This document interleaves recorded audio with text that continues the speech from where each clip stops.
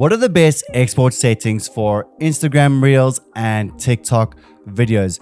I'm going to share with you what's worked for me with my clients that I send their Reels to, their TikTok videos to, and myself that I post on my own Instagram page. And if you're curious, you can take a look at what my videos look like when I post them. I get a ton of people asking me, what are your export settings?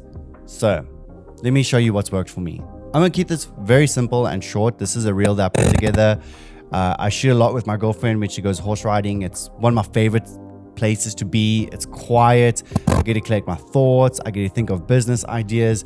But anyways, I've put together this little snippet over here. Let's say I'm going to put my out point over here. Command M or Control M. So I have a whole preset just called Reels. So what I do is I export in 1080p by 1920. I mean, you can take your odds if you want to really export in 4K. I set my maximum render depth. I use maximum render quality. I set my target bitrate to 25, and this has always worked for me. And then I always export with the Q2 gamma compensation. So that is from Sony's website themselves, where it helps with the color correction. So this is without it, and this is with it. And when it is exported, it literally looks like this.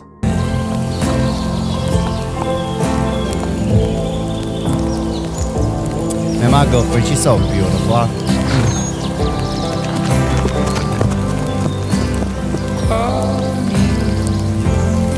And if you want to see what it really looks like on Instagram, you can just head on over to my page. This is not me telling you do something, but if you're curious and you want to see what did the export actually look like, you can look for yourself. Try these settings. Let me know if it works for you. It works for me.